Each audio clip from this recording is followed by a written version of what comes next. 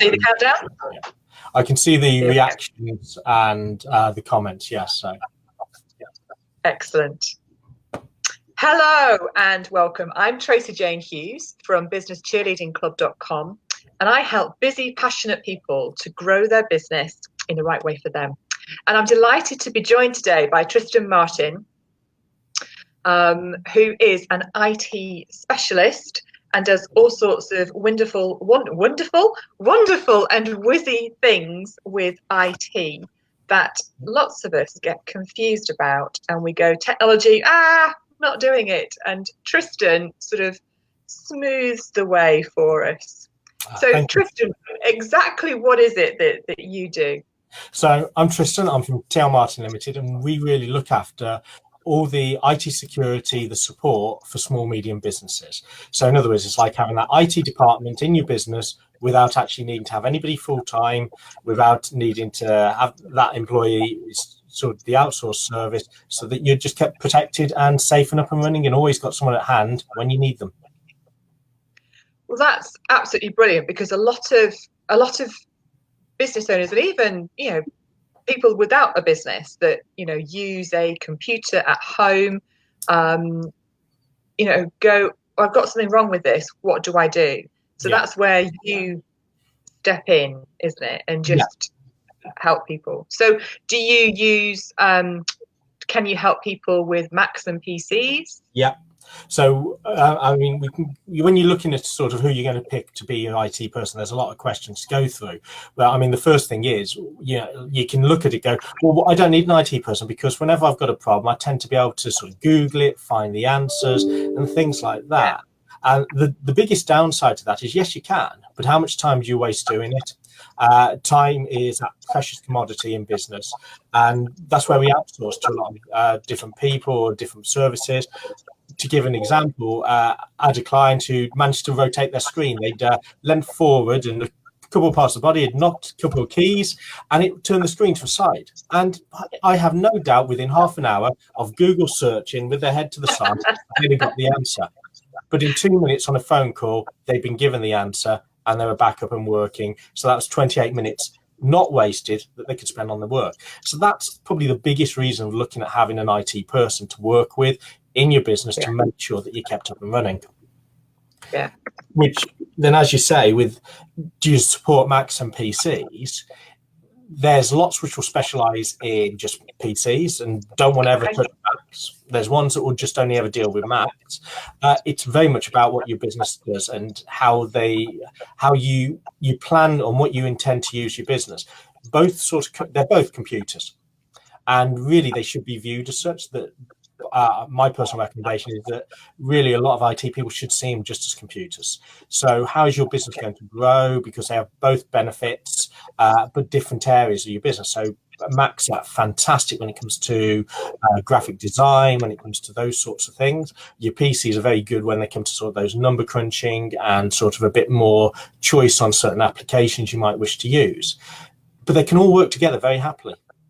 So that's one of your first questions to see is look at what you do in your business. Look at what do you use? Do you use PCs and Macs? I've got a few clients that do. Okay. They need to talk. Do you only ever use PCs and you're never going to touch a Mac in your life? Do you only ever use Mac and you're never going to touch a Windows PC in your life? And that's probably your first sort of question to identify which group of IT professionals out there you might actually want to go and choose to start talking to about providing you with some support. Yeah, because there's a lot of IT people available within a local area, and we might come across them in a networking group, or we might have a friend that knows somebody that does something with computers. Yeah. So our first question is, can you help with my hardware? So hardware is the actual computer, whether it's a laptop, a PC or a Mac. And then I guess the next question is, are they familiar with my software? Because, I know that I, in the past, have had some software that wasn't well known. Yeah. And some of the IT people that I was working with at the time were a bit scared of touching that. But should we be worried about whatever software we use? Do we need to check that up with our IT person first? if an IT person is going to start working with yourself, one of the things they really should want to do is give a bit of a health check to your PC. So the idea of the health check is it lets us have a look at what you use, how you're set up at the moment, so we can give you some advice on certain things that you might already have, but you're not making the most of. One bit I'll come on to a bit later is that they should never tell you to change everything you're doing to fit in with the IT. The IT should be configured to work with yourself. There will be some minor tweaks you might do, but it should never be a complete change of systems. But going back to a software-wise, software is generally there's all the standardized software which we tend to all know how to use. You store your Office, your Windows, your Mac OS, your general web browsers and things like that. But as you go into specific industries, they'll have specific software. So recruitment agencies tend to use a CRM system called Recruit So Simple and various other types. It's not something you may never ever come across unless you've started dealing with that first recruitment company. There's one I think called Leap that a lot of solicitors use for keeping all their records safe. The IT person shouldn't be scared of it, because what your IT person you're using is they should want to work with others. It's never a case of we need to know everything. But let's say something was up with Recruit So Simple or Leap or whatever specific bespoke software you have, you're going to have that from a manufacturer or provider of that software. Yeah. So the IT people would be talking to them and speaking to them. So I've had to speak to those companies before. It's like, right, we've got this problem. The identifying where the problem is usually a tracing through a sort of a path. Once you start talking, then it's easy enough that the two IT people, one from a bespoke system, the one from who's providing you, we talk in our own language, we find out what it is we need to do, and then we go and just get that sorted. But what it does is give the beauty that you, as you are doing your own business, you don't get baffled with any sort of technical language from the service provider. You don't need to worry about it, because you're not going to be asked to, can you go in and change these things? Can you do this? Can you do that? Just to make their software work, because that's your IT person's job to do. Okay. Well, that makes total sense. So it's about whatever in your business you need that is right for you. And even if you're not totally familiar with it, your IT person will support your system and work with the software system if need to. Yeah, absolutely. There's no reason why they shouldn't ever happily talk to other industries. And going to the one point I mentioned where it should be about your system. So you've already got things set up in plan. Now, it might be that they say, well, actually, you've got your data only on your hard drive, but you also use Office 365. So if we actually did this, and this, it will give you extra protection. However, it won't change the way you work. It might say you're going to separate a bit your business data. So when you save to your business, you're going to go here instead of where you used to go. That might be the slight tweak, but it will give you massive advantages on your protection. But it shouldn't be, oh no, you're not going to do this and you're not going to do that. We're going to completely change the entire processes in your business. That shouldn't happen. And again, so it might be that you're using a very bespoke piece of software. Your IT person might give you a recommendation to say, I've seen this one in other industries that works really well. It might be worth looking at. It shouldn't ever be, you need to move to this system. It should be about, what do you prefer to use? There's a lot out there like Office 365 and G Suite. What's your preference? That's the basis. The IT person's job is to support you of what you're comfortable with. And again, when the arguments on PCs versus Macs happen, it's not about one better than the other. They're both a computer. What is the user most comfortable using? It's always comes down to that. Yeah, and that's brilliant, Tristan, because I think a lot of people spend a lot of time and energy looking at either one PC over a Mac or looking at this bit of software over another bit of software. Going down to CRM systems. People go, well, what's the best? I want to know what the best is. It's like, well, what is best for you? How do you like to see it on the screen? Exactly. Because that generally is what's best for you and your business, because we are all different learners and we all use information in a different way, and it's got to work for you and your business. We all like different interfaces, and the beauty with your IT person is that they will have been exposed to many of these different systems because of the different clients they work with. So they should start to build a relationship with you, that they start to get to know how you work. And I'll phrase it this way, of your quirks, the way you like to do things. And therefore that gives them the insight to be able to say, actually, you're probably going to work really well with this type of system. Now, it might be that they can get it set up for you and they link you to someone else who will do you some training to get to use it, because their job is the IT support and reinstallation as a setup, but not necessarily the training for the use of it. So, but they tend to have those connections to be able to link you to the relevant people. Yeah. Okay. So once we've, I guess, we need to like the person that we're talking to, and we need to have asked them if they could work with our system, and they start to understand what we've got. And you said, about, you and your team will do a health check. Yeah. And that's, I guess, most IT support teams would do that. Yeah.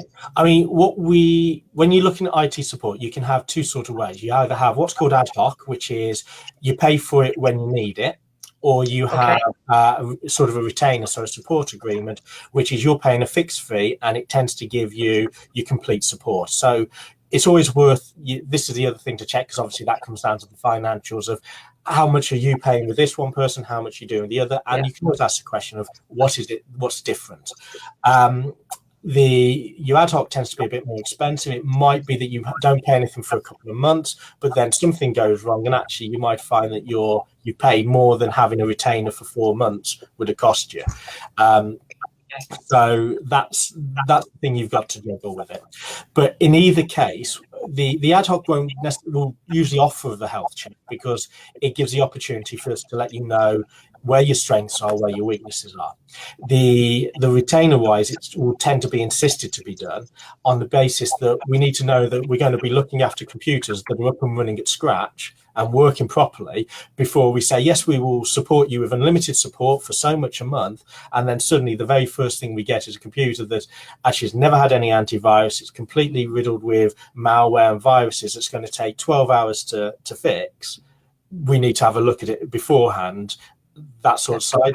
But it's usually unlikely that sort of extreme happens, but it's to keep that sort of protection there and to say, right, we know what we're going in for when we're supporting you, as well as you knowing, actually, these are where our computers are right now. Yeah. That moving forward. But as you say, it's about having it is all about, like when we do with business, those relationships we build. You have to like the person. You're going to have to trust the person, because having an IT person on board, they are admins of your network. They become admins, which means they have complete and utter full access, in essence, to all your data, because they're going to support your data. If you want them to be doing backups, the only way they can do backups is because they can see all the data, which is where the copy can happen, because a backup is just a copy. They will have a lot of the time. So with myself, the tool I use monitors the health of the PCs. So I get alerts if the temperature's getting too warm, of any other things like that. But it gives me the ability to have that remote access. So when someone rings up and says my printer's not working, I can just click a few buttons. I'm into the system, supporting it, and then out. And this can feel a bit uncomfortable for people. It shouldn't do. You know, and you like and you trust the person, which is the core part of networking. From an IT person, your data is just a bunch of ones and zeros. It's our job to make sure those ones and zeros are kept in the correct order, to make sure that there's duplicates out there that are safe and protected for your backups. But also, that's all. None of it really makes sense to us. As in, if you're an estate agent and your data's all on properties, and you're there and you're going, well, another estate agent might look at that and go, wow, that's amazing, that sort of data, what they could use. For an IT person, it's a bunch of names and addresses. It's completely irrelevant. It's not of any slight interest other than keeping it protected. So we just see it as ones and zeros. But it is always about that trust, because we will support lots of people in the same industry. So we will support your competitors. But we know when we deal with you, we're dealing with you, and we know when we're dealing with a competitor, we're dealing with a competitor. One of the big sort of concerns is with the GDPR about access to data. you don't need to worry too much on that, because we are, as outsourced provider, IT technicians are there to support your business. So we're working underneath your umbrella in essence, although we're our own insurance and are not our own business. But there's a law which is called the Computer Misuse Act, and that law covers all IT. It covers all people, but it especially covers IT people, because it's about, we're authorized to access data for a specific reason. So in other words, I'll see all your data if I'm backing it up. I'll need to see it because I need to test the backups, and I need to make sure the backups work, and for the backups to happen, I need to see it. I'm authorized to view all your data for that reason alone. I'm not authorized to view your data to be able to see who you're dealing with or who your clients are. That's not. So that's, the law covers that, which is way above even GDPR and the ICO registration, because it is actually a criminal law. So your IT technicians will all fall under that. So you don't need to worry on that part, but it is, again, having someone you know, you like, you trust, that's got the reputation to look after your data and keep you up and running. In essence, they are like a part of your business, and they should want to get to know how your business works. My clients, the one things I love with dealing with my clients is I know how they all work. I know what they need as an individual basis. There's not one generic of going, this will fit everybody. It's always what they specifically need. How do they work? And I work with a lot of them in similar industries that are competitors in essence. But again, they all have their own different ways of working, and that's what should always be done to be suited to them, which is the same as if you employed somebody to do it, but you only need your IT technician as a support agreement when you're adding to it when you need them, rather than having to pay someone a full-time salary for them to sit there and go, well, everything's working great, and just twiddle the thumbs. Yes, and I think one of the difficulties that some business owners have is, well, I don't need an IT person. I'm pretty savvy with technology, and I can fix most things. Like you say, I can go onto YouTube and pretty much work things out. Or my teenager will help me when I have a problem. As you said before, some of that is time. Now,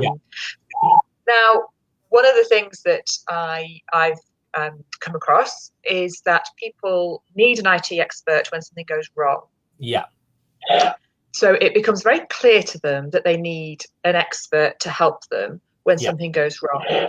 But you and I know that it is much better to deal with things before they go wrong, put things in place so that you are part of that team. As you've been saying, you're part of an IT expert, an IT specialist is part of your business team to help things move along smoothly. And as you say, you can give some really good insights into doing things better or more efficiently. So what's the how do people sort of make that decision, Tristan? It's like many things that you do in your business that you look at, go, well, is this something I want to look at? Is this something I need? Is there something that's that bit of flexibility? So, and you look at it going, what can go wrong in my business? So, for instance, IT is a big part of everybody's business. So it's why it's really useful to have that IT person. I can give a great example for something an hour before this before this live was there's a person rang me up that their computers had stopped talking to each other. And the one computer had all the data on it, and the keyboard and mouse had stopped working, and the other computer accessed data off that computer to view. So they needed to open up some booking information. They couldn't get it. They rang up. It took me half an hour to get it sorted. But if they'd have set up the systems in one way, it would have never been an issue, even if that one PC had a problem. If I'd have been already on the support agreement, so they'd had a support agreement with me, it'd have probably only taken 5 minutes because I'd have known how their system worked. I had to spend probably 20 minutes of that half an hour working out how they got things set up to know how to diagnose what the fault was and fix it. The fix was 5 minutes, but the most of the time was actually working out the unique way they got things set up. And that suddenly, if you're doing that on an ad hoc time, suddenly, well, you've tripled the cost because a 10-minute, and okay, some places might charge in 15-minute chunks, some might charge in any part of an hour, some might charge on a minute basis, but there's more time having to be spent on the problem of working out. So if you've got somebody you're already working with, they know how your systems work. So when you ring them up with that, they can probably diagnose it very quickly because they know that this is done this way, this is done this way. Or if, I mean, the risk for that particular business would have been if that one PC had actually completely died, they'd have got no data to have any access to. Whereas what your IT person will be looking at is they're the ones who have to sort of say, what are the likely problems? How do we work around it without massively increasing costs? Because it doesn't need to massively increase costs at all, but just to make sure that really common things like computers breaking, the internet going down, a sort of an item not working, that actually you're not out of business. You're not stopped, you're not paused, or if you are, it's only for a few minutes or half an hour because you can be back up and running very quickly. They will highlight those sorts of risks to you of, right, this is what we can do, or we can do this, or we can do that, and give you the options and the choices. The one thing I would say is you should never, ever be told, no, it can't be done. It's one of my pet hates when I've ever heard it. Everything is possible in IT. Sometimes it involves the human a bit more than being completely automated, but everything is possible.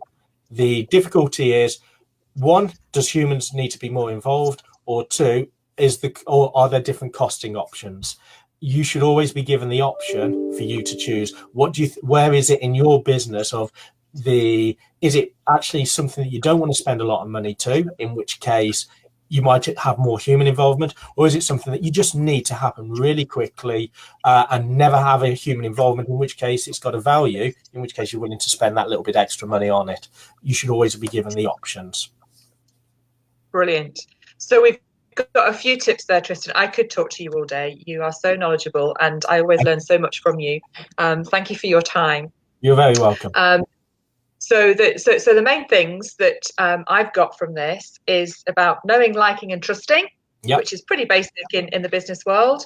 It's about there's different ways of doing it. We can either have somebody on an ad hoc basis or on a monthly basis. So somebody on a monthly basis will generally know our systems a bit more, but if we are working with somebody on an ad hoc, they will get to know our systems. It might take a bit longer, and it will cost us more on an ad hoc basis because of the time that it takes to come in.